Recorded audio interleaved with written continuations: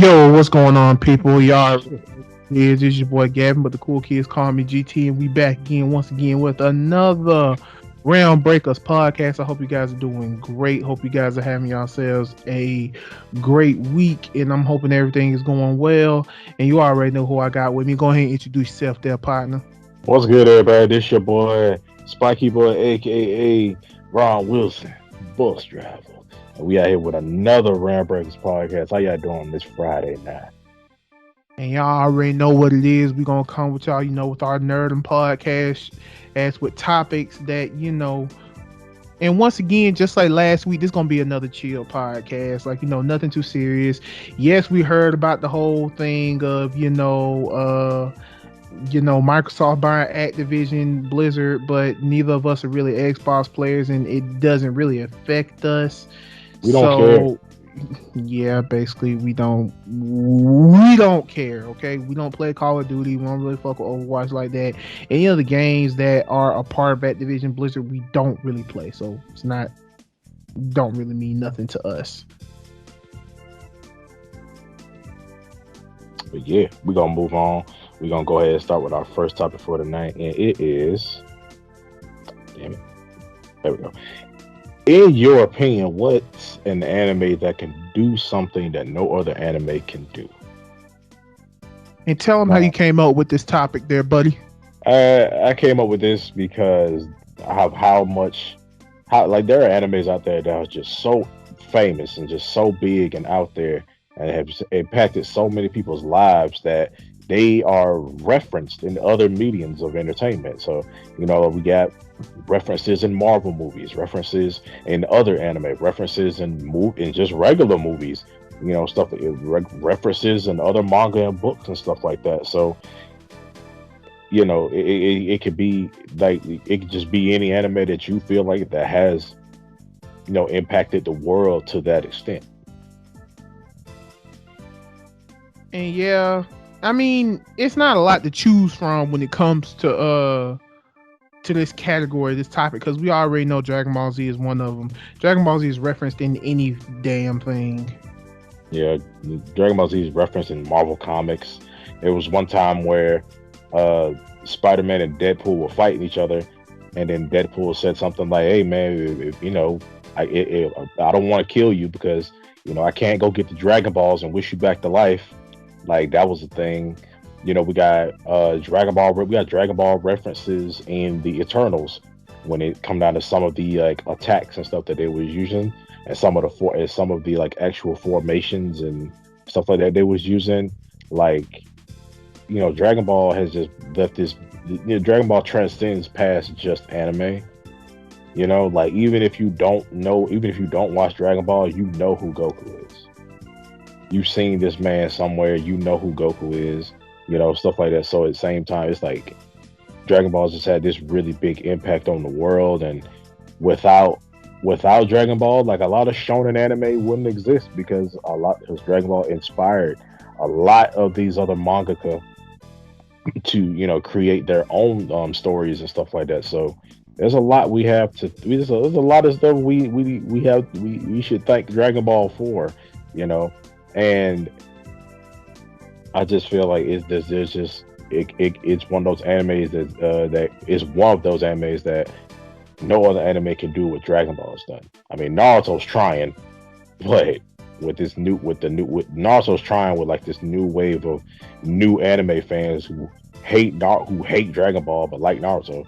And I feel like Naruto is trying to become that, especially when you got Naruto and Fortnite and stuff like that. With it's weird, but saying and you got these people who got people out here who showing their kids Naruto and stuff like that. We got little kids now that love Naruto, so I feel like Naruto maybe with some years to come, it could be something like that. But I feel there are some celebrities out there who love anime and stuff like this.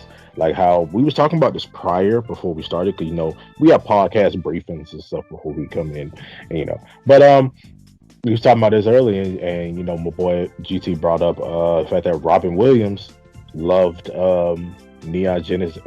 He loved Neon Genesis Evangelion. I'm not used to saying the Neon Genesis part. I just say Evangelion. Hmm. but but yeah, but the Evangelion was like his favorite, anime, and he has figures, of the Avas and stuff, and that was something that was actually really really cool to me. You never really thought somebody like Robin Williams would like anime, but Robin Williams is a huge ass nerd. He literally named his yeah, daughter Zelda after the Legend of Zelda. like that's dope. Like that's freaking awesome because it's like you never really see like you don't see that many celebrities liking anime and stuff, and then when you find out that they do is really cool. The fact that anime has even you know impacted celebrities and to the point where now they can actually talk about it and stuff. So I feel like, but Dragon Ball is one of those animes that has affected the world, not just America, but not just the West, but it's affected the entire world, and it's really a big impact on a lot of people's lives. Um, but I feel like, but what's another anime you think that's just stands the test of time? Well, I mean, like, and it's as he stated. Yes, we do talk about this before we actually do the podcast because we need to get our minds together, get our mindset right. We don't just jumble. We literally have to talk and think about this. And there was this one movie I seen. It had John Boyega in it. It's called Attack on the Block. I believe it's like his first movie, one of his first movies, called Attack on the Block, where basically the plot of it is literally a bunch of street kids versus aliens. Oh yeah, That's literally the plot of the movie, and it takes place in the UK. So yeah, and it's very. I'm gonna tell you something right now. It's non-kid friendly. It's non-kid friendly. Like teenagers die in this, and they die horribly. like shoot, the freaking gang leader, the way he died. Oh god. Right, his freaking face got torn off. It's crazy. Yeah, But yeah, that's the thing. But yeah, that's the thing when it comes to yeah, that's the thing when it comes to it, because there was a part where it was like these two badass kids that was talking to John Boyega's character. He was like, "But we want to go with you. We want to fight the aliens." He was like, "No, take this, go home, go watch Naruto or something." And Naruto was referenced in the movie and things like that. That was cool. Uh, and yeah, because it's like we said, Dragon Ball Z transcends more than anime. It's like we said, if you've never seen Dragon Ball Z ever, you know who Goku is, yeah. and that's kind of a good thing, because that's another thing. Anime reference other animes, like one of the main animes that other animes reference is is Dragon Ball Dragon Z and Ball and JoJo. JoJo. Yeah. Yeah, it's Dragon Ball Z and JoJo. Because in No Game No Life, there was a JoJo reference when Sora was talking to the princess, and he made this thing where he's like, "Oh, you have to do what I tell you." And he called her beautiful, and she's like, "Now treat me like a king." And when she did that, she literally started banging her head on the wall. And when she banged her head on the wall, she did the little D.O. thing, and she ran away. And there was another interest in Food Wars, where the cooking challenge literally mocked the JoJo battle, which was pretty cool. And the stands were like humanoid versions of the food that they choose to cook with, and that was cool. And there's this anime known as Good Luck Girl, where like one of the main characters dressed up as Goku doing push-ups. Also, most comedy animes reference other animes as well, but not too like highly. You just see it out there. It Right, might be a one-time thing for this episode. right, exactly. It might be a one-time thing for this episode, but but yeah, because like that's kind of the thing when it comes to it. Like, anime reference other animes, that's cool. Um, and another thing, most of these mangakas who be making these animes, they're actually fans of each other. Like, real talk, they're actually fans of each Oh other yeah, because there are And because there are anniversaries to where like other mangakas drew Naruto characters in their own art style. Oh, that was, yes, I remember that. And they I did the remember, same thing, and they did the same thing with One Piece, and they did the same thing with Bleach. and one thing I also it was there was another reference that Dragon Ball made to One Piece where it was in Battle of Gods where Krillin his phone started ringing and his theme song was the One Piece theme. Exactly. Yeah, And everybody's like fan, and you said the thing, everybody's a fan of everybody. So it'd be real cool. I just go ahead and add in this little Easter egg and things of that nature, just to let you know, yeah, hey, I appreciate your work, that type of thing. I hope yeah, we see that. I hope we see that in like My Hero and Jujutsu Kaisen moving forward, Black Clover and things like that moving forward. yeah, That would be real cool. yeah. Because I also like how I just had it. It was a train of thought. Cram it. But I do like how like sometimes you'll even get references to other anime by an anime by a character could be reading a manga and it could be a manga of another really popular anime like in real life. Right. Like it's not some made up thing. It could be like an actual like either it'll be like some like a spoof of it. Like it won't exactly be that, but you clearly see that that's One Piece, but the character will look different or whatever. But yeah, I like how like anime references like other anime with stuff like that would come out to like either in the manga or the show itself. Or just like in Fairly Odd Parents, the whole Maho Mushi, everybody knew that was Dragon Ball Z. Maho Bushi was straight up Dragon Ball. Right, right. Everybody knew that was freaking Dragon Ball Z. Like everybody named Mama knew that Dragon Ball Z. Vicky dressed up as Piccolo. Shit. Exactly. Goddamn.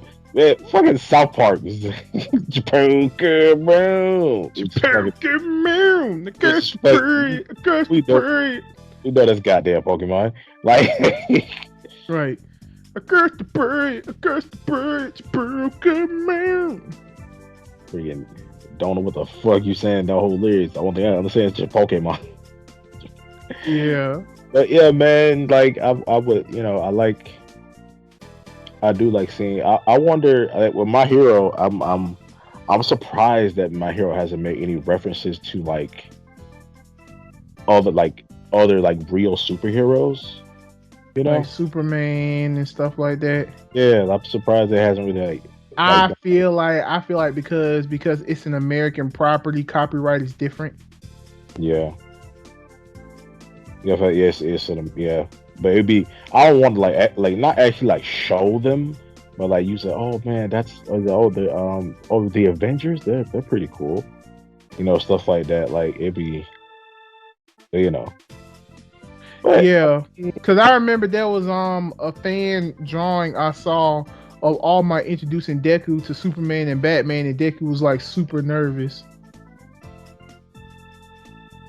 it's like yeah.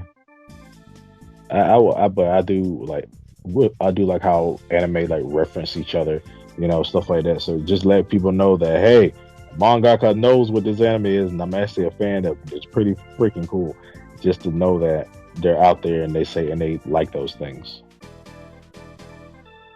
Mm-hmm. Yeah, you're absolutely right. But you got anything else you want to say, bro?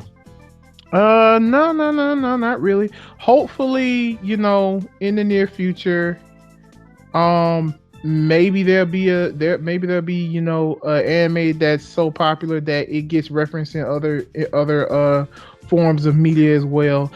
I mean, you can't really say music because it's so many things that can do with music and things like that. Like Denzel Curry. Denzel Curry is a huge anime fan. Like real talk. Like prime example. Yeah. Like in one of his popular songs, Ultimate, he made a Broly reference. He said something. I mean, he said something. I'm real scary, bitch. Bitch, don't test me. I turn into Broly. Damn. It was something of that nature. I can't remember it. And granted, it's a good song, though. I will say it's a good song. But yeah, we're going to move on to the next topic. All right, our next topic for tonight is what's an anime? Well, yeah, what's an anime do you think that could have a cinematic universe with other anime? Now, we we also talked about this this. before. Yeah. Now we also talked about this. However, we're gonna try and retract the statement. We want to do something to where in almost every podcast we bring about something dealing with this overall anime cinematic universe we want to make. Just like how Iron Man started off with the MCU, we're thinking what could be the great start of the anime. Well, I wouldn't say anime cinematic because then that means because that would basically make it live action. More on the lines of what can collab and bring these animes together, because we already had a couple of ideas like a Bleach and Yu Yu Hakusho crossover. Yeah. And we were deep into that one. Like we went long. We went real deep into that. Like we basically made like the whole freaking plot of the entire. We made the movie just sitting here talking about it. Yeah, we did some mecha stuff too, which was hard. Because every mecha is different. It's different to differentiate mangas. It's different to differentiate mechas because they are so unique in their own craft. Yeah, because like with Gundam series, you could like with a lot of Gundam series and stuff, you could cross them over. Yeah, you can cross over Gundam Wing with Gundam 00. Yeah, that. Oh Lord. Yeah, you can maybe Iron Blood Orphans with freaking. I don't want to say G. No, you can cross over Iron Blood Orphans with Zeta Gundam because they both had very sad endings. Yeah, but it's like you could. We also did Tokyo Revengers and Durarara. Yeah. Which would be pretty cool. However, we know that Mikey whooping everybody's ass. I'm sorry. Hey man, I don't know. I'm sorry, but Mikey whooping everybody's ass. It's like what I said, the only person who I feel like I could give him a run for his money is Shizuo. Yeah, Shizuo. Shizuo gonna be like, man, who is this kid? And don't forget, when Mikey was a kid, this man was fighting grown ass men. Yeah, he was. And what I mean by a kid, I mean elementary school, not middle school. This dude was fighting grown ass men. Flawlessly, mind you. But we did Code Geass and Star Driver. Which I still okay, so here's the thing. Me and him watched Star Driver on the year it came out, so it's gonna take us a hot minute to watch Star Driver again. Yeah. The Star Driver brought along the iconic line of "That looks stupid." Look, man, like okay, so that killed you. I don't know why I killed you so much, but okay, so here's the thing. We were watching Star Driver when we were in college. We were watching Star Driver when we were both attending college. And all the mech designs looked cool as hell up to the point. But then I think it was like the latest episode, we were sitting here chilling. And the enemy revealed their mechs to us. And the first thing that come out this man's mouth is, and not to mention it was quiet. The first thing that came out this man's mouth is, that looks stupid. And it did. This fucking mech was a big ass circle. Hey, what the fuck is this? It killed me. So I looked at him and I just started laughing. Okay, yeah, I admit it did. Okay, so here's the weird thing about me that most people will probably never get. I have a sense of humor to where, like, if you try to make me laugh, I won't do it. My laugh has to be genuine. It can't be forced. And it was so fucking hilarious. Like, I was dying when he was like, that looks stupid. And I paused. I was dead ass serious because it did. Okay, it looks stupid, but still. Because it was like, man, what is this? I hope you die. Kill this man fast. I'm tired of looking at this. I don't want to watch this episode again. Don't you flash back to this episode. Speaking of ugly ass Mick. Hey man, look. I agree. Talking all that shit with an ugly ass Mick. What's wrong with you? But I agree. But yeah, man, like it was just anime crowd. Like we also thought of one with Full Metal Alchemist and Burn the Witch. It's a stretch, but it looks like it takes place in the same era in the same period. Yeah, but think about what Burn the Witch was. Burn the Witch took it also, but we also thought about like it would be hard to do burn. It could work, but it would be hard to do because Burn the Witch is just another branch of the Soul Society. But it could also still work because we did a Bleach and Yu Yu Hakusho thing, and that could also bring Burn the Witch, Yu Yu Hakusho, Full Metal, and yeah, could bring and Bleach all together. And a lot of the enemies in Burn the Witch are like witch based and they're dragons and stuff. So so we thought of that, and we kind of made the whole plot for that one too. Yeah, and the same thing with Shaman King and Soul Eater. Yeah, the whole thing with Shaman King and Soul Eater was like Shaman King, they use souls to become more powerful, and they also like can talk to their spirits and stuff like that. And their spirits are always like the spirit of like a warrior, like an ancient warrior from time. And with Soul Eater, it was like, oh, we have people who can turn into weapons, and they eat souls. Well, the weapons they eat souls, but it has to be like a key evil soul. But yeah, and then it thought of a thing of like the the characters, their spirits from their spirits and stuff could be afraid of them because they eat souls. And we also thought of a thing where like the Yo and his crew get brought in by death to hired by death, brought in by death to take something out. We didn't think of an enemy. We just thought of like that part. But yeah, man, that'd be an amazing crowd. I can see Black. We talk about how a lot we can see Black Star trying to fight everybody. The enemy is a Oni. Oh yeah, oh yeah, yeah. Oh shit, yeah, I can see that. Because Shit. you see, Yeah, because you see, if I'm not mistaken, Onis are also Can and Soul Eater too, right? no, well, not really because Ashura, when they tried to use the move Demon Hunter on him, that move is specifically made to kill demons. But when they used it on him, they were like, oh, well, it didn't affect him because he's like, oh, I'm not a demon. Keishan's not a demon, and then Right. he ended up breaking it. Okay, so And how about this? How about a Kishin Oni hybrid, hybrid? Yeah.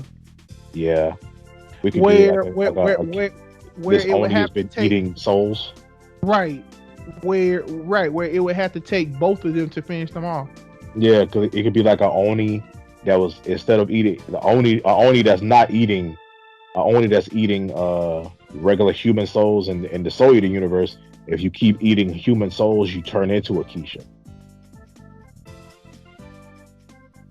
So it could be that we could have like a Oni, just a straight up demon himself, eating human souls and then becoming a freaking Keishan demon hybrid, which sounds absolutely terrifying.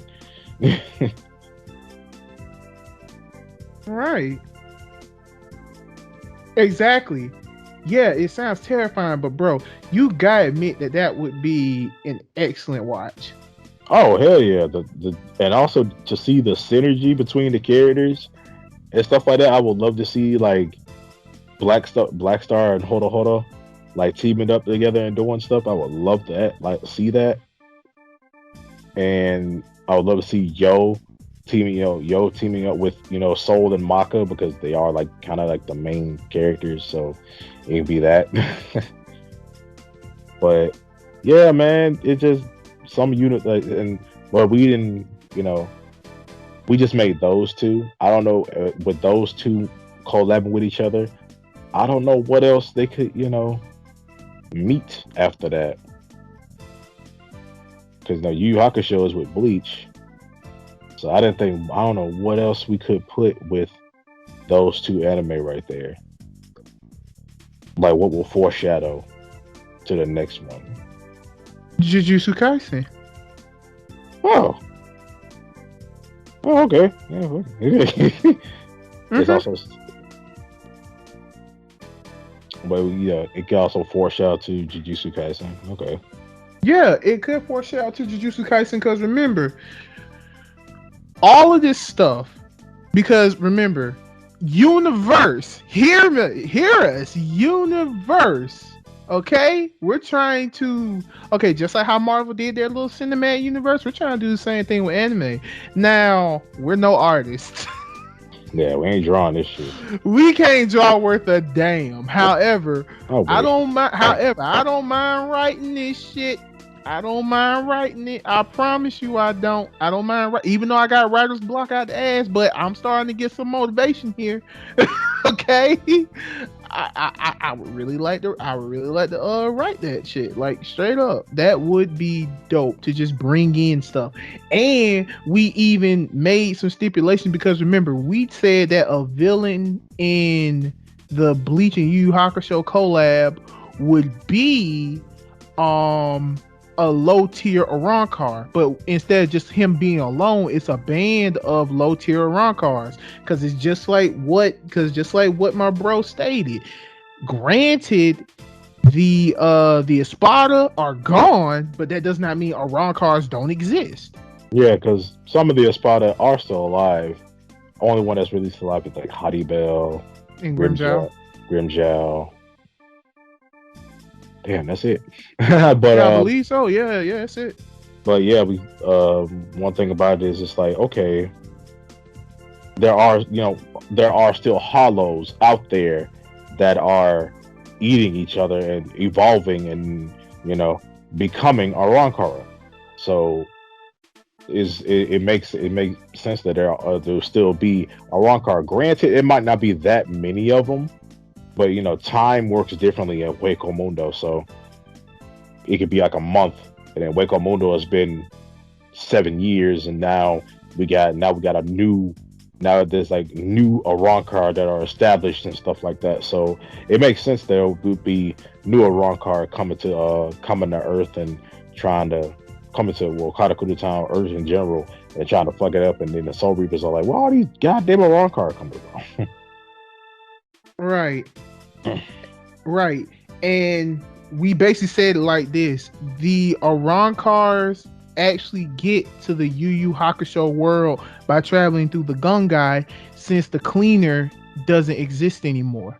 Yeah, cleaner dead. So now people can just people like other beings can just come to the world of the living anytime they freaking want now, because the cleaner ain't there. They can just run through it.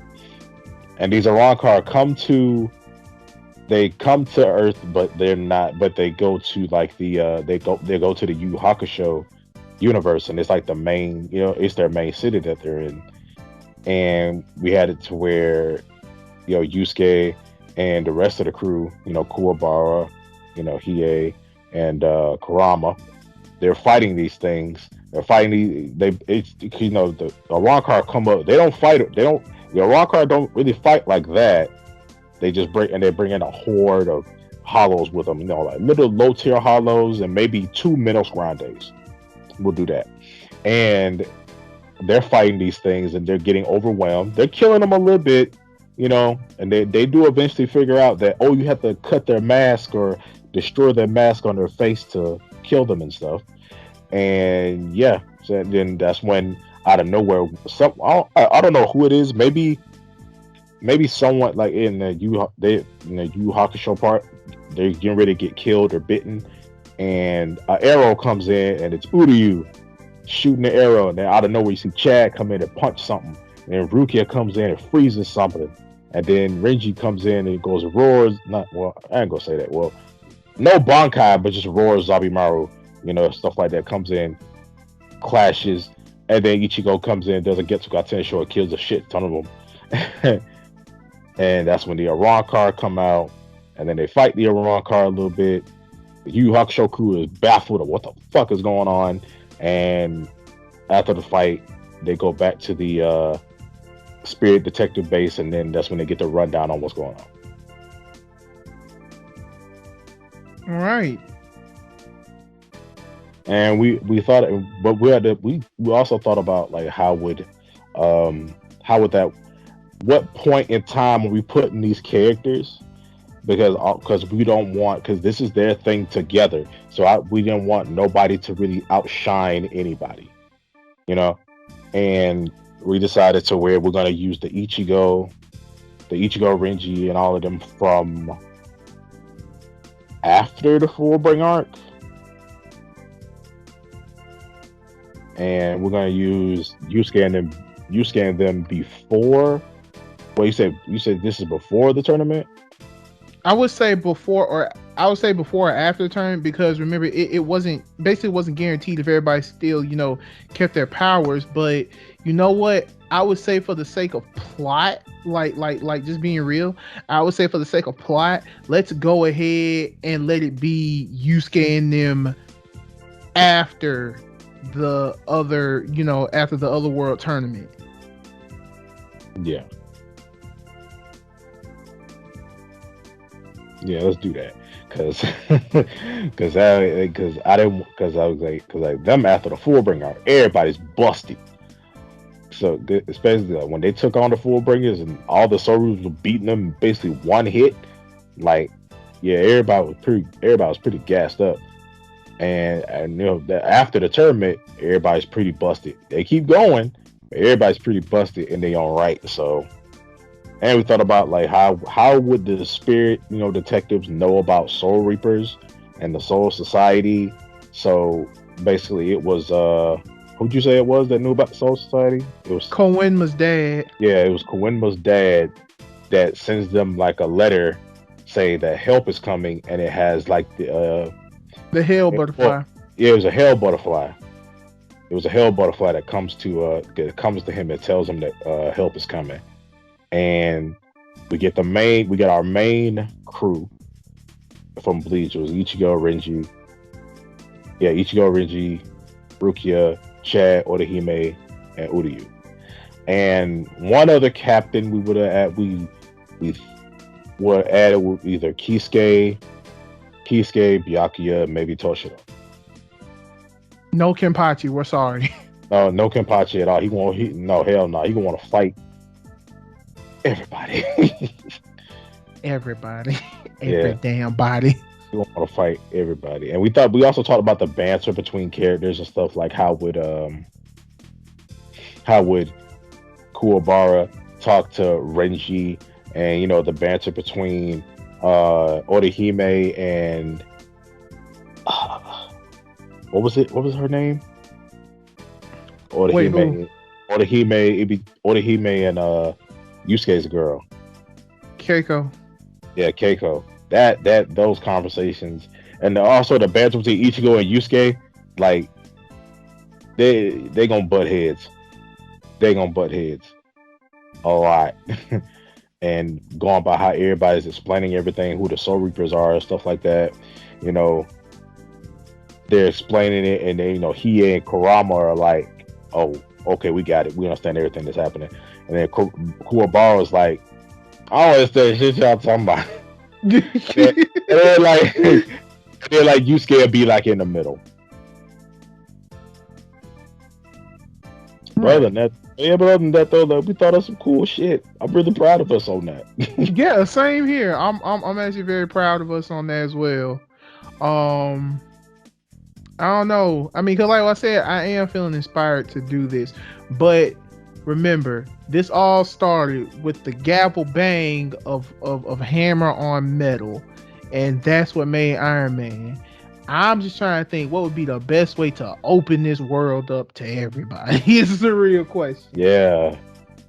And who's like the Thanos of the phase, Who's the I don't care what nobody say. I feel like the Thanos of this stage. It shouldn't be no like huge villain. Well, no, because then you gotta find your Lokis, and then you gotta find your Ultron, and then your Thanos. You know what I'm saying? Yeah. So I feel like it would be real cool. if we did something like this. It's gonna be rough. It's gonna be rough. Now, yeah, we had a original idea where we want to do the whole thing like make an anime like a school and make it to where like each anime represented its own school. Or own gang. Yeah, their own gang, like their own delinquent gang. This was when we was watching a bunch of Crows, Zeros, and a bunch of and you know, this is when we were watching a bunch of delinquent Japanese movies, and we were like fighting and stuff. Right, no powers though, just no straight powers. up fist fight. Yeah, just straight up fist fights. Yeah, we got the Bleach Boys over here. Then we got the freaking we got the Bleach Boys over there, the Naruto boys, the the One Piece boys, the Straw Hats. The Straw Hat boys. You know, all of that, and they all got different turfs and different schools and stuff. We fucking dope.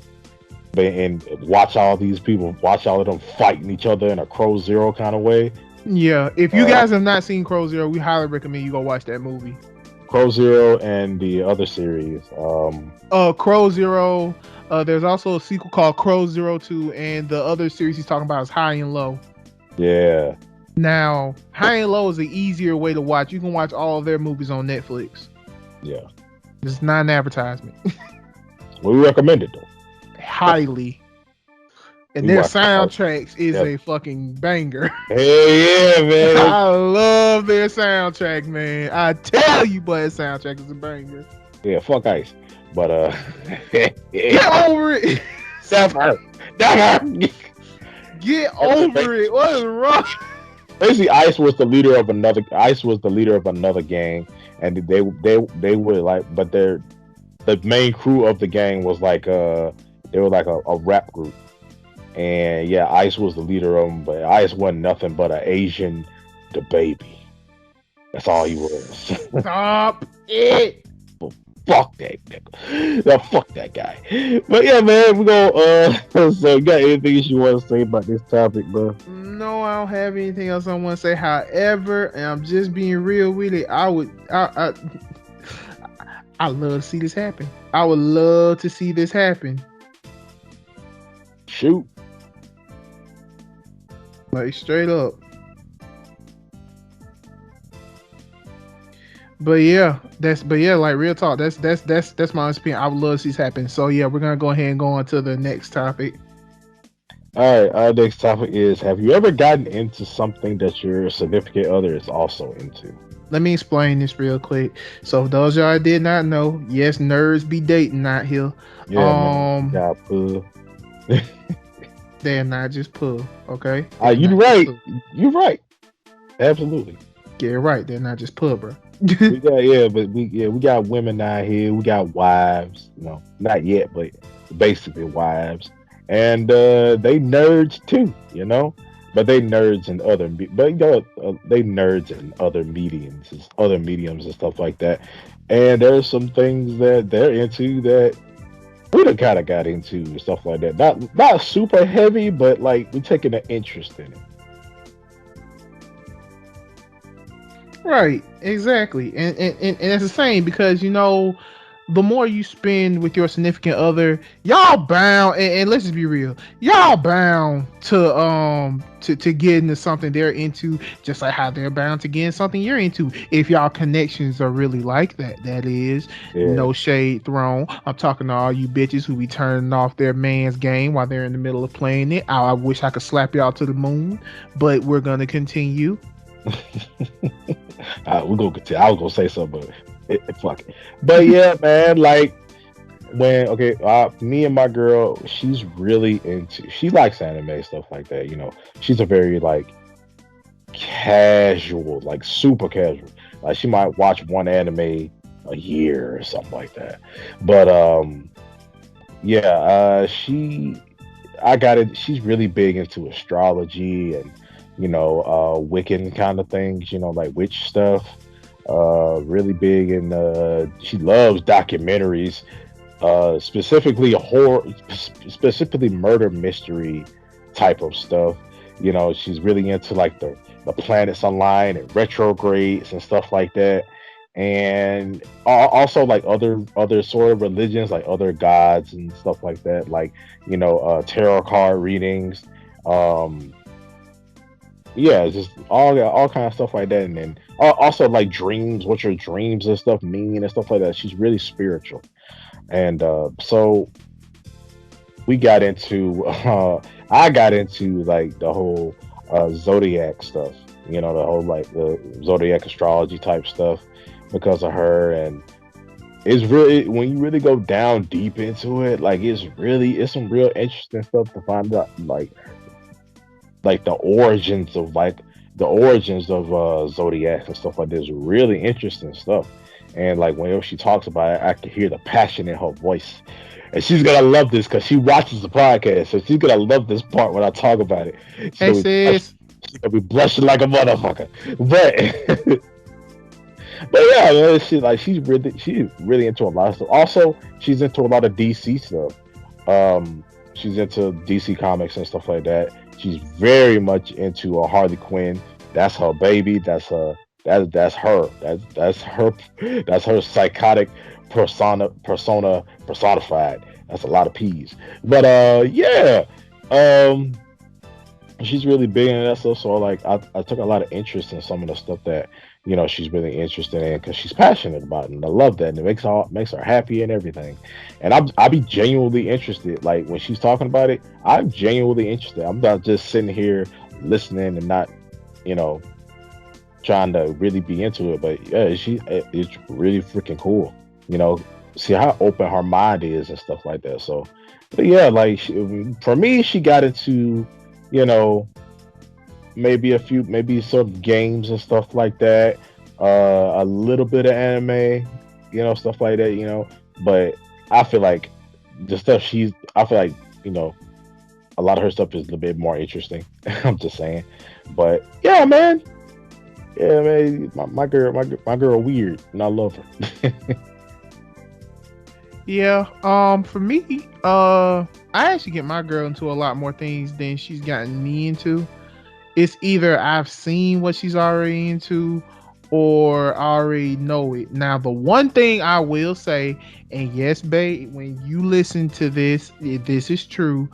The one thing she did get me into was when she was watching America's Next Top Model when she was over here. At first, I was like, "Ah, this is stupid." Now, yeah, it's a bunch of drama and stuff like that, but the fact that okay, so y'all know we all watch things like like America's Next Top Model and Hell's Kitchen, and they introduce you to like this really famous person, but the average person wouldn't know who that is unless you did your research. Into modeling. Right, and you're into modeling. When she saw the people who were introduced, she's like, "Oh my God, it's them! They're really good," and things like that. And seeing her with that kind of reaction makes me happy. Now, when it comes to the things of anime and stuff, I got her into anime. I also got her into like the live action supernatural shows, okay, so the main thing me and her watched together that was live action was the originals. Now, the originals is what jump started us from watching the originals to legacies. Now, after we were done with the whole originals legacy the legacy thing going, we are currently watching Supernatural together, and we're like on season 7 or season 8. Well, we're almost done with season 7, I believe. Everybody get ready to go on to season 8.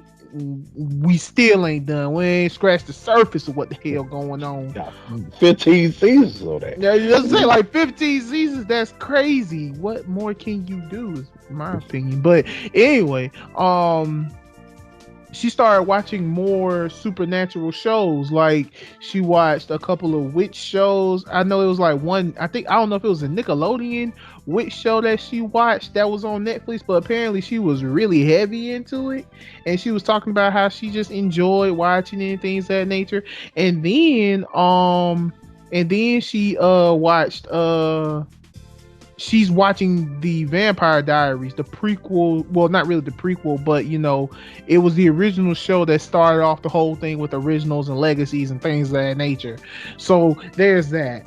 Also, Now, now I'm saving the best for last. She may think I don't listen. She may think I don't pay attention. But the one show she loved, one of her most favorite shows of all time, is The Good Doctor, which is basically a story about a doctor who has autism and he wants to be a surgeon.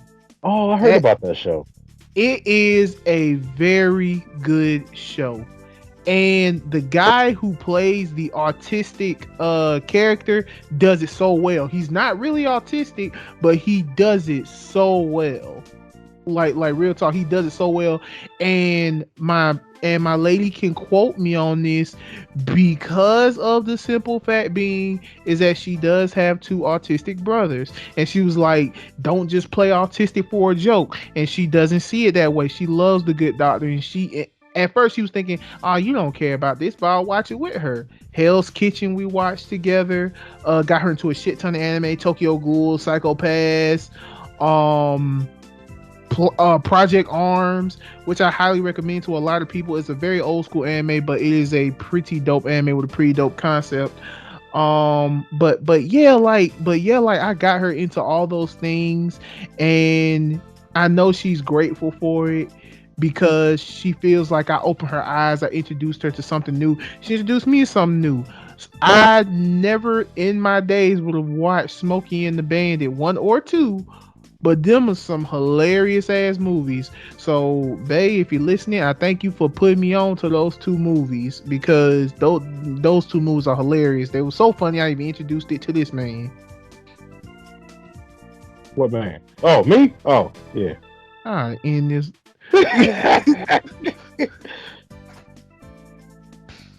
but Yeah, yeah, but yeah, that's in all honesty. This is just a segment of us bragging about our ladies. Okay, yeah, take it. shut up. Take it. Take it inside you. Go. But yeah.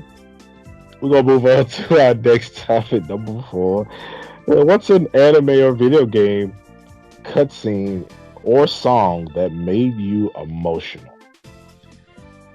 When we say emotional, we don't mean like, oh, It doesn't it necessarily have to makes be you sad. sad or anything I like mean, that. Make it you can be cry. It sad, can be but when we say emotional, it doesn't necessarily mean you're sad. like something that made you mad, or something that made you mad or made you go, yeah, let's go, stuff like that. Um, for me, I would have to say I'm gonna change what I said in the briefing, so now you'll never know what I said, motherfuckers. But a lot of them are Kingdom Hearts. When spoilers, when Sora faded away in KH3 after saving Kyrie. Um, my also the cutscene in Mega Man X1 where you see like after you beat the game, you see X standing on the mountain while the evil fortress blows up and he walks away. That shit's awesome. I don't care if it's in 32-bit. That shit's amazing. And also that was the first game I ever beat, so it had a real big impact on me. And I also got to show up. My cousins because they told me I would never beat it. Yeah, fuck you, Drew. But yeah. So Wow. Wow.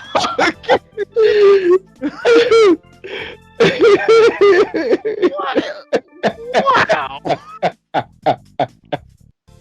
No.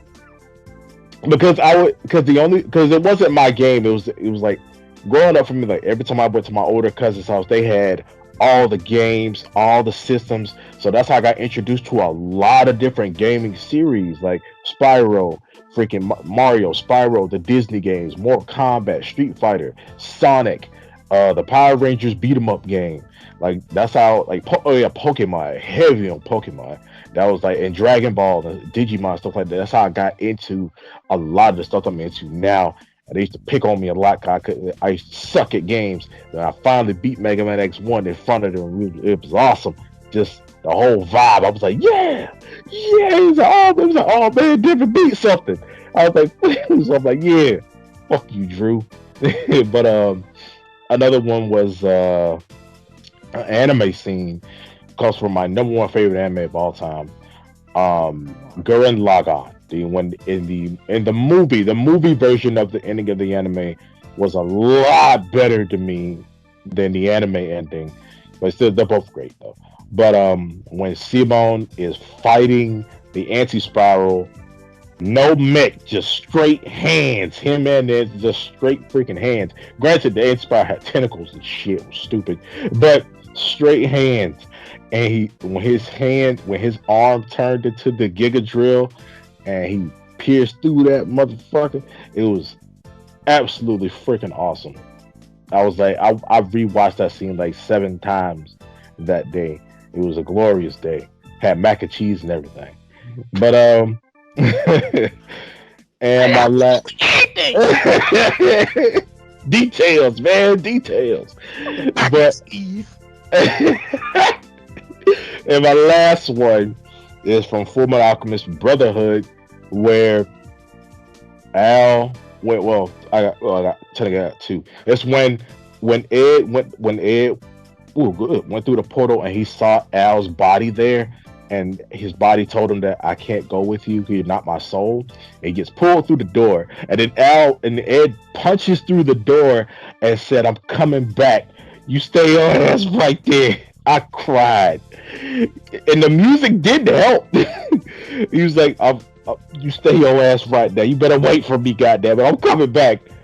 And then also the other scene where Al gave up his soul to give Ed his arm back, and Ed's reaction was, "You freaking idiot!" Because every time I see that scene, bro, I think about me and you, because that'd be some shit that I would do. That'd be some shit I would be Al in that situation. So I'm Ed. Yeah, you just ain't short. But other than that, I'll take it. but other than that, that's shit right there. Every time I see that scene, I can't in real life. Ain't no other friend I could do that with. It's just you. But Men ain't supposed to cry, man. cry, nigga. Cry, bro. Cry. Not on here. Not on here. I've cried on here before. No, I'm not crying on here. No. Come on. Okay. After, but yeah, those are my. Yeah, man, those are my scenes. Those are my things right there. You next. Okay. Funny enough, emotional scenes, man. Okay, so first and foremost, don't think twice. I don't give a damn. It may be the newest song in Kingdom Hearts, but man, that has some emotion, especially the trailers. Like every single time you play that Don't Think Twice trailer and Riku gets in the way of that fucking tornado of Heartless to save Sora, I was like, what the fuck? And Sora scream after that. Exactly. I was like, why? Because look, yeah, I fought with Riku, but you know, Terra always and forever, but still. So but yeah, that's that. But yeah, don't think twice. I still have that song on my Spotify, and it makes me feel the same way each and every time. Now, emotional can also mean nostalgia. I'll never forget the moment at the end of Pokemon the movie 2000 when the sky cleared and Ash is riding on top of Lugia while that beautiful soundtrack is playing in the background. It always sends me back to a sense of nostalgia because this was my favorite Pokemon movie ever. Reason being, not because of anything else, but because of nostalgia. And I'm not saying I'm putting this on for nostalgia glasses. My mother literally took the time out to stay up at one point at night to find Pokemon the movie 2000 playing on HBO and record it and give it to me for a birthday gift. She like value. Like, bro, do you know what that means? That means my mama literally had to stay up, watch the movie all the way through so she can pause if there's commercials or something, and just play the movie as it. But then again, back in the day when you had late night HBO movies, there were no commercials, ironically enough. But yeah, when she freaking had it playing on HBO and she gave it to me, she's like, "Happy birthday." I was like, "What this?" I put it in my video cassette player because funny enough, apparently we had money like that because every person in the house had a video cassette player with a TV, not as big but TV nonetheless. I was sitting there watching it, and it still gives me a sense of nostalgia because once again, that beautiful soundtrack is so good with Ash just riding around on Lugia, and it's just showing you that everything will be all right and things of that nature. That was a great sense of nostalgia that it gave to me. A sad moment. Funny enough, it came from episode 8 of Gurren Lagann, The Death of Kamina. Yeah, you had to do it, huh? That's my dude, okay? Yeah. Right. I'm Simone though. That's my dude, okay? I know. Also, the effect it had on Simone after how fucked up he was. Well, yeah, that's the thing. That's the thing, because you see, when folks started off watching Gurren Lagann, everybody thought Kamina was the main character. Yeah. But it was really Simone who was the main character. And I ain't trying to be rude, but no, I'm not trying to be rude or like fake about it. Kamina's my dude, but he had to die. Reason being is so you can give Simone that growth. Because Simone, okay, I'm not saying Simone wouldn't ever grow, but at the extent he grew after losing Kamina, I don't think we would have gotten that Simone if Kamina was still alive. Yeah, and that's honestly how I feel. Yeah, he would always have to have Kamina motivating him. Exactly.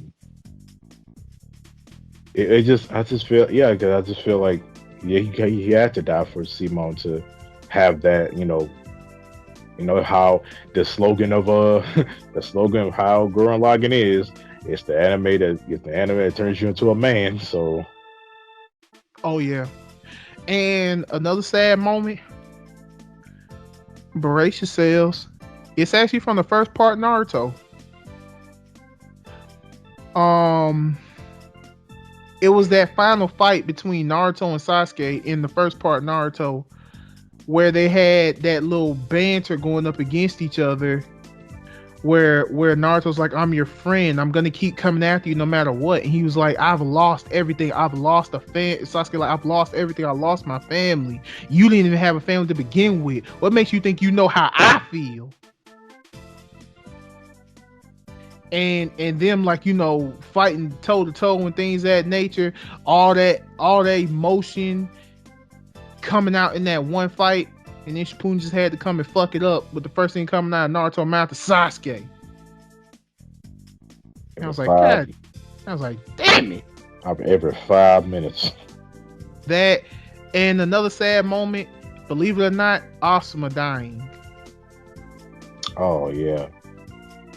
That was such a built-up death moment. And the fact of how Shikamaru got that vengeance by going into the forest, setting up a trap that was already set, had him set in paper bombs, and he lit that lighter, and you saw the spirit of Asuma, and all you saw was Shikamaru just put the lighter up to him so he could take his last smoke and toss that lighter in and made that shit explode out, bro. I was so happy. Hidan was a dope character, but man, did him killing Asuma made me hate him. And there was no remorse about it. He didn't give a fuck, and that's what also killed me. Like, real talk. And the funny thing is, although JoJo is one of my favorite animes of all time, I didn't really have an emotional moment with JoJo. Ironically enough. I did. What was your emotional moment? Part 3, man. Oh God. Oh yeah, Kakyoin. When Kakyoin died, I hated the way it made me mad and sad at the same time, because he died so freaking horribly and fast, and he didn't even get to fight. He didn't even make it to Dio. He died to the motherfucker with the who can make the portals to other dimensions and shit. And he died. No, Kakyoin died by Dio. You talking about Abdal? Yeah, Abdal. Abdal was the way. Calculine, I hate same thing.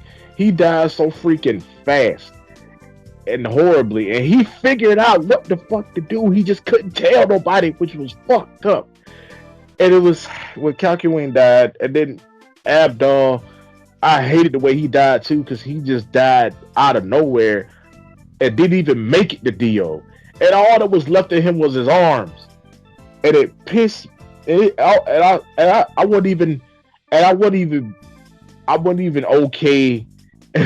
I still was trying to gather my thoughts when the first time he got shot in the head and everybody and they thought he died. I was like, God damn. So it was, and Iggy, man, I hated that fucking dog. All right. Who loved Iggy? How dare you? I hated that fucking dog, but his fights and fighting that fucking hawk, I rooted for him the entire time because fuck this hawk. But man, god damn, I was like, yo, this is stupid. But yeah, man, that's my joke. That's hey, go ahead. Okay, I understand, but you see, the reason why I ain't get that much emotional moments from the anime because I read the manga. I already knew it was gonna happen. Well, how did you feel when you read the manga for the first time? The fucked up thing about it was I still didn't have any emotional attachments. Reason being is because the simple fact is, well, if you watch the previous seasons, yeah, you know. Exactly. If you watch the previous seasons, then yeah, you already know what the fuck going on. So yeah. I literally came into the JoJo anime and manga with do not get attached to anyone. Cause bro, if you can kill off a dog, Danny in part 1 and Iggy in part 3, you kill off a dog. No one is safe. Exactly. At least Iggy had a fighting chance. Exactly. No one is horribly. Fuck Dio. That's what I'm saying. Exactly. You see what I'm saying? My point. Okay. Another emotional moment. Jujutsu Kaisen. What Mahito did to the homie Junpei. That was so unfair. That was so fucking unfair. Everybody and they mama wanted Junpei to be like the fourth man in Yuji's squad. Everybody wanted Junpei like, oh, he gonna get this redemption arc and everything. Nah, he dead. He dies. I'm like, what the fuck? That's some bullshit. Oh, and this is spoiler alert. Spoiler alert. Spoiler alert. Spoiler alert. Spoiler alert. Tomato.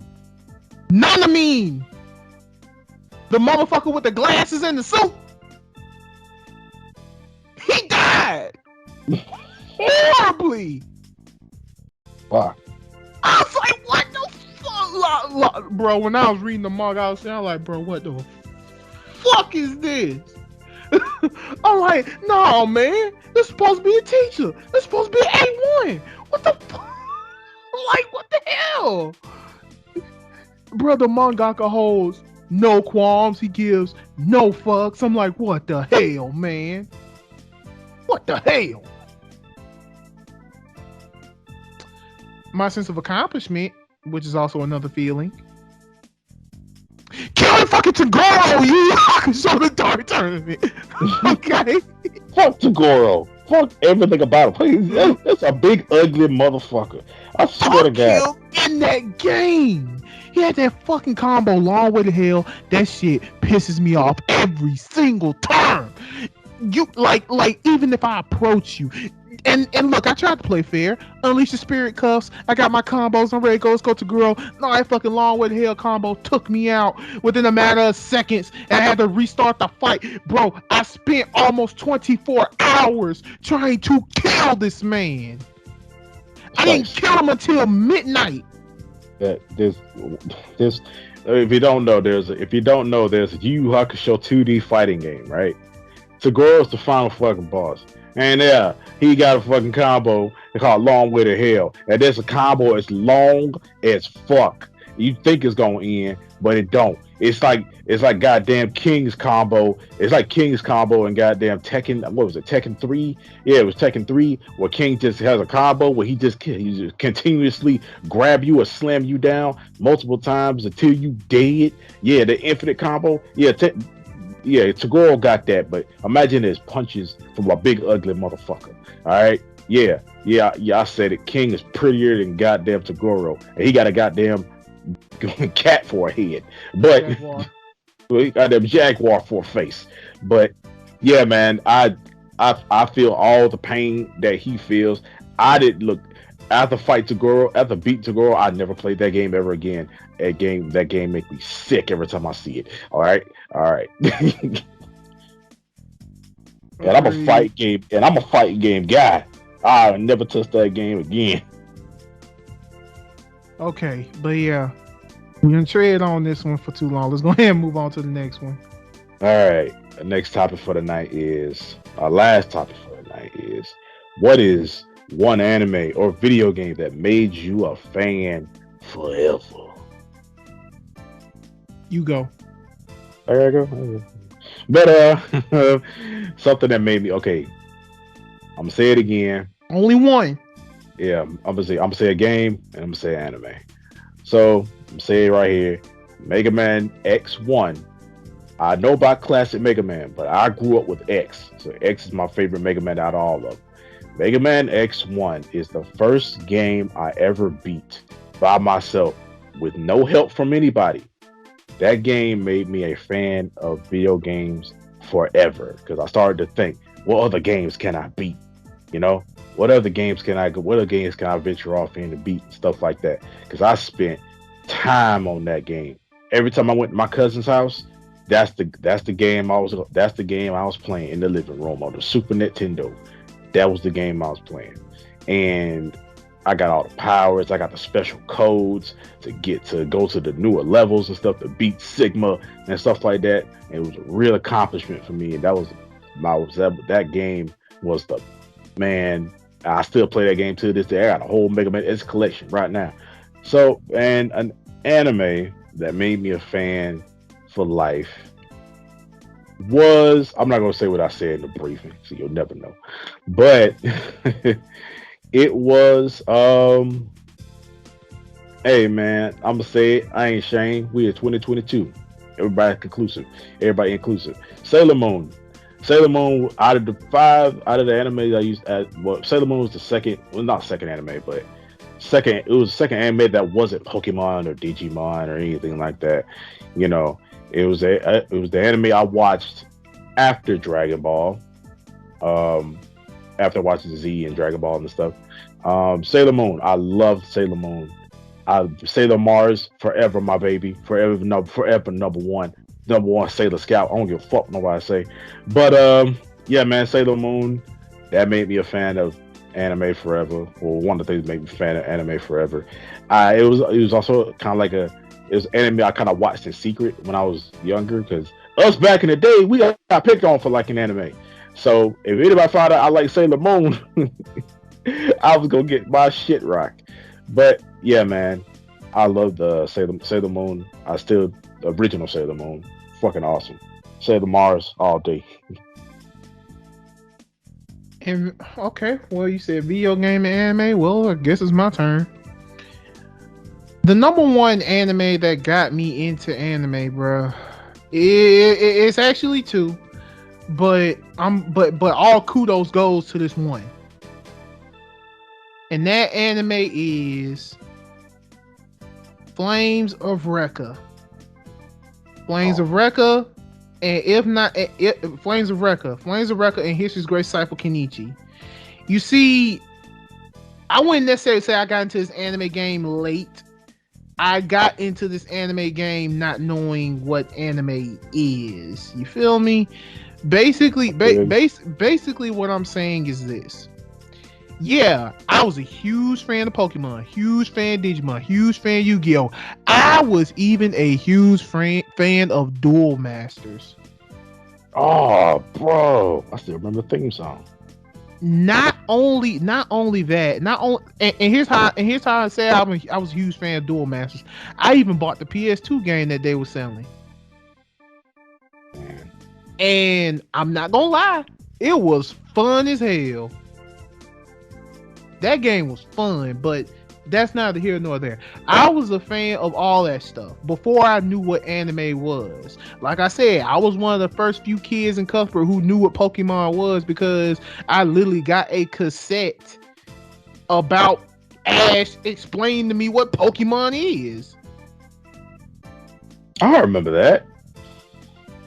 Like real talk. Like it literally just had Ash, Kanto region Ash, mind you, holding the Pokeball before he could make it expand. He said something, you've been selected. He said you've been selected from a select few to learn about a new phenomenon called Pokemon, a hit TV show, a Game Boy game, and loads of other cool things that's about to take America by storm. And it did. Which it did, because it's still going strong. Eight So generations. exactly 8 generations and counting. So yeah, that's the thing. So yeah, that's the thing about it when it comes to so yeah, that's the thing about it when it comes to Pokemon and stuff like that. Oh, but of course, as I've always stated, I will always be a Digimon kid forever. Don't get me wrong. But anyway, that's neither here nor there. So yeah, I knew all about that stuff, but I didn't know what it was called. So when I was 15, my auntie bought me my first computer, my first desktop computer, Windows. I think it was Windows XP. Yeah, I think like Windows XP. And I came across anime, from one of our friends. Was good, Sensei. Um, so basically, when he told me about anime, basically the first anime he told me about was Naruto, of course. So, but I decided to trail on my own. So when I got my first computer and I got internet, and yes, I had that dial up, that whole get out the internet, I'm on the phone, that type of internet. I don't know about that. hey, some of our viewers know about that. Some of our viewers are I don't. our age, so yeah. But yeah, that's the thing. So when I was looking through, I found Sammy's Flames of Recca. Now, mind you, I didn't know it had an English dub, so I watched the English sub. I came across that, and here's this great Cyber Kenichi. Why? Because I love me a good martial art. I love me a good martial arts movie, and thus here's this great Cyber Kenichi fit the mold at the time. I didn't know what Baki was, so don't sue me. But anywho, going about what I'm saying. So the thing about it is when it comes to the thing about it is when it comes to the anime of Flames of Recca, first and foremost, yes, people are going to call you Yu Hakusho ripoff, because I'm not gonna lie, the way the tournament was played in the Yu Hakusho anime, it played just like I said Yu Hakusho Flames of Recca. The way the tournament went on in the Flames of Recca anime, it did the same thing as Yu Hakusho. And that's no BS. Like real talk, it did the same thing as Yu Hakusho. I'm not lying. I'm just telling the God honest truth. So here's how I'm saying it. Like the main character, his name is Domon. And the main character is not Domon, the main character is Rekka, but the side character, his friend, his name is Domon, has the same personality as Kuwabara. The same personality as Kuwabara. Now the only difference is you involved a girl on the team of Team Hanabishi, because that's Rekka's last name is Hanabishi. So yeah, and why are they fighting the tournament? They're not fighting the tournament to survive. They're fighting the tournament to save Rekka's so-called princess. So because his princess has healing abilities, to where the antagonist is trying to exploit that healing ability to see it could be the secret for immortality. Oh shit. Exactly. But the way the tournament went, it was awesome. Same thing with History's Great Cyber Kenichi. There was no tournament, but the way the anime flowed and went with it, it was great. After watching Kenichi, I got into Gundam. That I literally did a whole summer vacation binge watching all of the original Dragon Ball, bro. So yeah, I'm for this. Okay, like real talk. Now, video game. It's it's not as inspiring as my brother's story here. It's not the game. It's not the first game I've ever beaten. However, it is a game that I felt like it's my birthright to play. And if I have kids, they gonna play it too. I'm sorry, future children, if you ever find this in some kind of archive or under some tomb or whatever, and you hear. God damn! You made it sound like it's like they're gonna find this in like ancient Egypt or something, and it's just like super far in the future, up the ground like a time capsule. It was like, oh man, our ancestors did this. This is my descendant, your descendant, and it's like a rite of passage story for them. They go on this journey to find this ancient tomb, the way it got our stuff in it. They get inspired and shit. What the fuck? I mean, hey, that sounds. I smell a movie. But hey, but hey, so I said this now. I said this. But yeah, it's like I said. I'm sorry, future kids. You know what I'm saying? If you find this under a tomb somewhere, just like just to look this up. Mortal Kombat is the game that got me into games. It wasn't even my game, it was my sister's. And my sister beat my ass in it. 50 flawless victories, each ending in either a brutality or a fucking fatality with Melina. I don't know if I was stupid or I was dumb, but ever since I played that game, my love for video games just became big. And then when I got my Nintendo 64, what the fuck wasn't outside? I want to play Super Mario 64. I want to play WCW, NWO Revenge.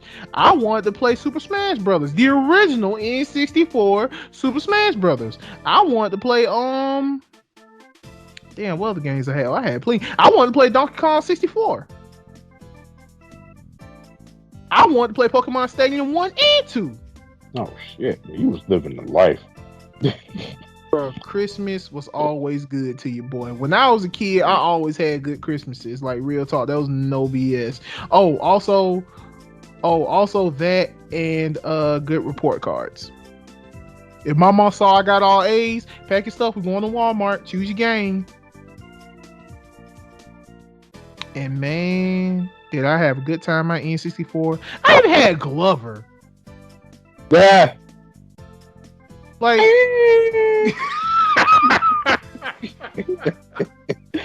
if you don't know the game of Glover, you play as a glove with eyeballs, and every time he died in the game, he made that sound, and it was very annoying. It was sad as shit, but it was very annoying. And the funny thing is, if you throw the ball like off a stage, it itself makes a noise. Like real talk, huh? Really? Yeah, no BS. If you threw the ball off instead of Glover falling, I mean, yeah, Glover will go. But when you throw the ball, you hear nothing at first, but then you hear a. Oh shit! Oh, for real. That's how scary as hell. It waits for a while and then screams. Yeah, like shit, it does. I was like, real talk. I mean, I fucking tossed the ball off the stage and it's quiet, but then and then Glover old petty ass gonna do the whole pointing down like you threw the ball down, dumbass. Like, really? Fucker. Oh, but yeah, N64 was my very first console I owned, and yeah, like those are the games I wanted to play. I mean, bro, I was so I was so good with the N64 games I own. I literally owned a drawer case that filled up that drawer full of nothing but Nintendo 64 games. It was either from bets I won to good report cards, progress reports, outstanding achievements and things of that nature. Perfect And then attendance. came second. Perfect attendance. Perfect attendance, exactly. In all honesty, in fairness, back in elementary school, the only time I didn't get perfect attendance was that week I had chickenpox. Funny enough. You've had chickenpox before? Yes, I had chickenpox before. I've never had chickenpox. Oh, that's bad. Well, I got the shot, so so I didn't get it. That's still bad, but I get what you're saying. Yeah. I'll explain it to you when we get out of here. But yeah. But yeah. Oh, you say no, all right. Yeah, Well, horrible. Yeah. That one moment of playing video games with my sister, to think it was gonna change my life like this. Like real talk. To me getting my ass beaten in Mortal Kombat, to think it was gonna change my life like this, bro. Like really?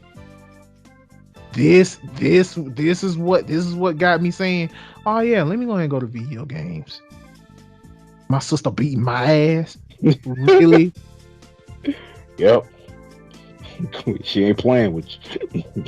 Oh, but that's another thing. I got my vengeance ×3. Y'all want to hear that vengeance story? I'm gonna give it to you. My sister bought me a PlayStation 2 one time for Christmas, and she bought Mortal Kombat Trilogy. It was a game for PlayStation. This was back when we didn't know what the hell backwards compatibility means. So when you put a PlayStation game in there, you saw that shit work. You was like, oh, so yeah, you was like that.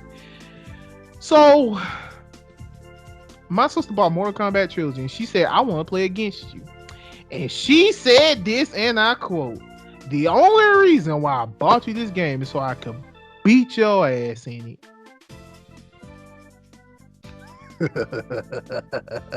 You monster.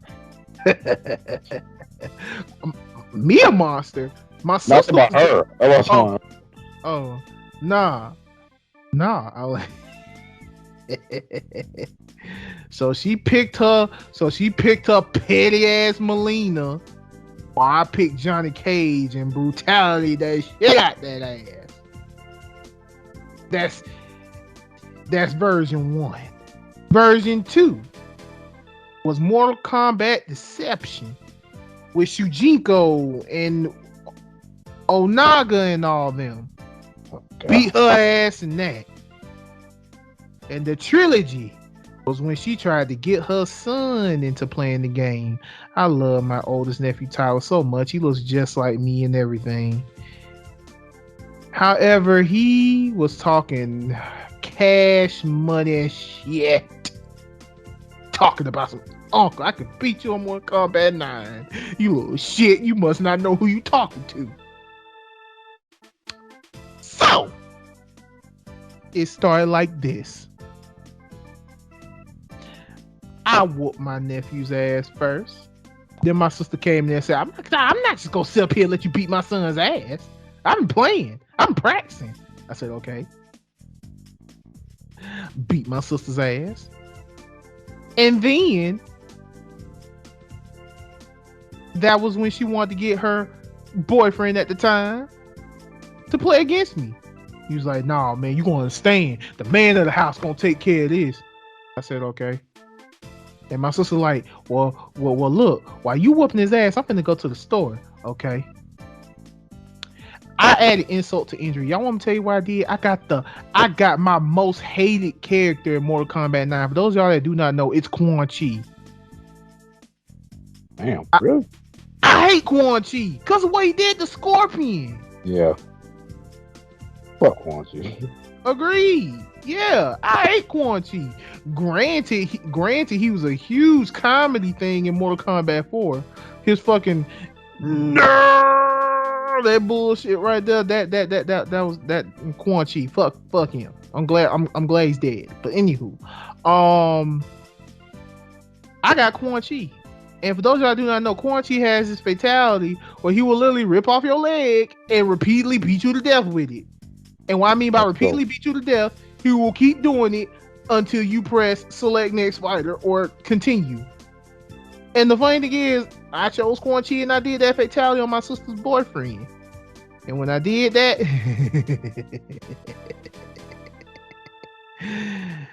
I said, don't you hit continue and don't you hit select another character. I win, boy. And here come my sister.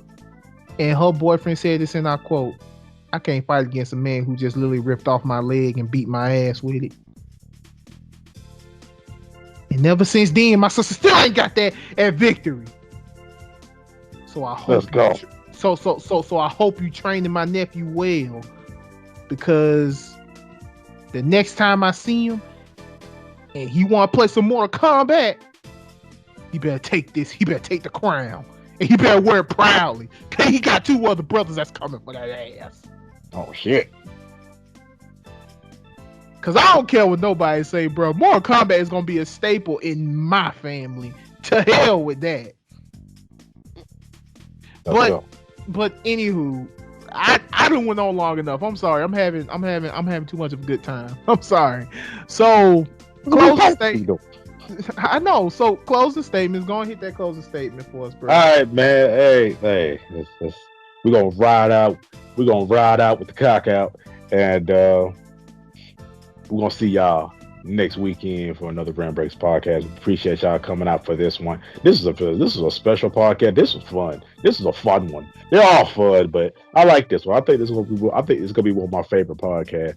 You know, but yeah, man, we're gonna see y'all next Friday with some more glitz and glam. We'll see y'all next time. Peace out.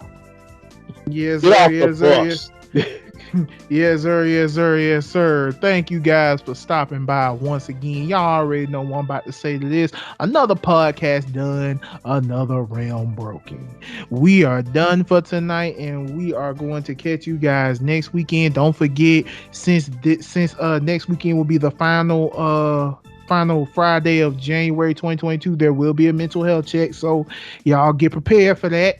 But other than that, y'all already know about Sage, your boy Gavin, but the cool kids call me GT, with the homie Spiky Boy, aka Ryan Wilson, bus driver. We are the RealmBreakers, and never forget to keep breaking all the realms and fucking the multiverse up. Y'all have yourselves a great night. We will catch y'all later. Peace out. Do your homework, motherfucker. To